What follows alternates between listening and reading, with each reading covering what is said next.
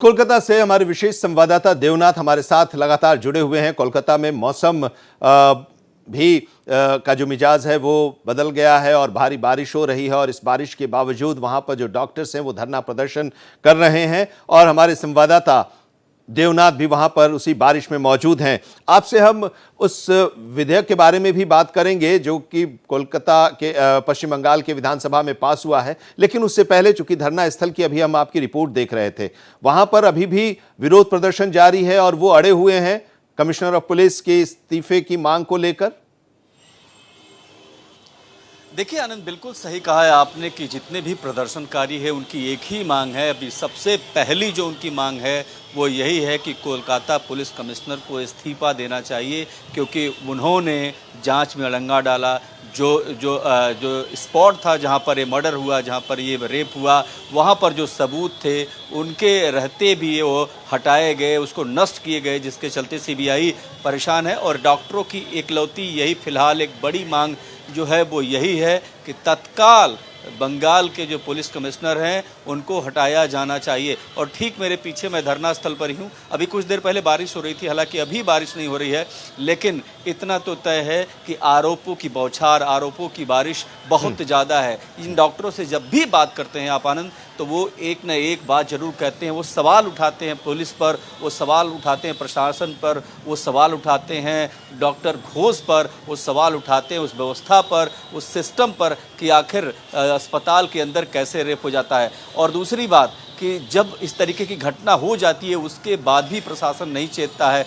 जो सावधानी बरतनी चाहिए थी, जो सबूत कलेक्ट करने के लिए जो घेरे को करना चाहिए, वो सब कुछ नहीं किया गया। तो जाहिर सी बात है कि जो तकलीफ है, जो परेशानी है, वो इस बात को लेकर है कि जो हुआ सो हुआ, लेकिन घटना के बाद भी पुलिस ने वो काम क्यों नहीं किया जो करना चाहिए, अस्पताल प्रशासन ने वो काम क्यों नहीं किया जो उसे करना चाहिए। और इसी का रोष है इन डॉक्टरों को के पास। जब भी आप जाते हैं तो उनकी अपनी शिकायतें हैं और उनकी लगभग जो बड़ी मांग है वो यही है कि पुलिस कमिश्नर को तत्काल से तत्काल इनको हटाया जाना चाहिए, क्योंकि ये जांच में सबसे बड़े रोड़े हैं।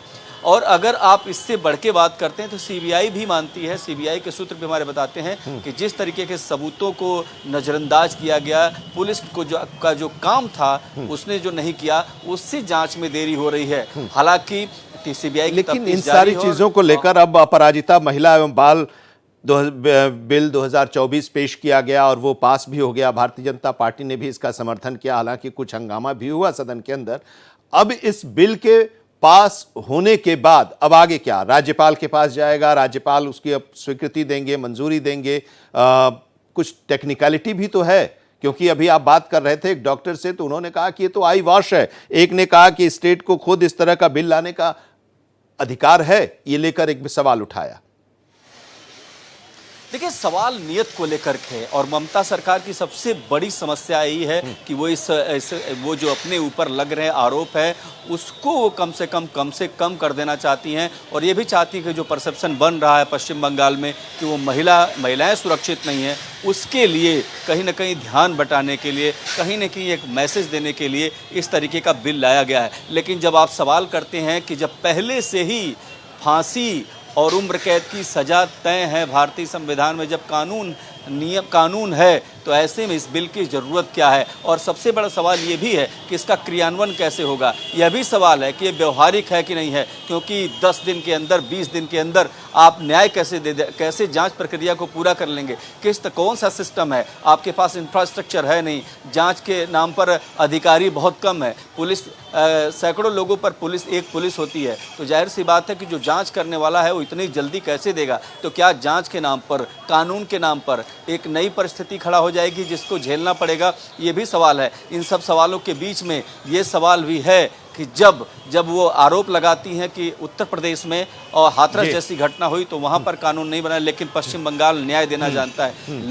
लेकिन उनको शायद पता नहीं कि पश्चिम बंगाल के लोग ही इस कानून पर सवाल उठा रहे हैं और उनसे कह रहे हैं कि जो माता पिता को न्याय देना चाहिए था, उस पुलिस वालों पर क्या कार्रवाई हुई, जिन्होंने उस डेड बॉडी को छूने ही नहीं दिया, उस माँ बाप को जो रो रहे थे, बिलक रहे थे, उनको पास नहीं आने दिया गया, कानूनों को, सबूतों को कैसे नष्ट कर दिया गया, इस पर बात क्यों नहीं ममता बनर्जी करती, इन सब चीजों पर बात क्यों नहीं होती है, आखिर वो नए कानून की क्यों बिल्कुल। बात और करें? ये जो कानून आया इसको लेकर अभी भी सवाल उठ रहे हैं, और इस सवाल ये भी कि टेक्निकलिटी अभी भी है, और वो हमारे सहयोगी देवनाथ उसके बारे में बता रहे हैं, और इस बिल को लेकर, इस कानून को लेकर वहां के लोगों की क्या राय है उसके बारे में बता रहे हैं। इसके बारे में आगे भी हम आपसे विस्तार से चर्चा करेंगे। फिलहाल बहुत बहुत शुक्रिया हमारे साथ जुड़ने के लिए देवनाथ, आपका, कोलकाता से हमारे सहयोगी।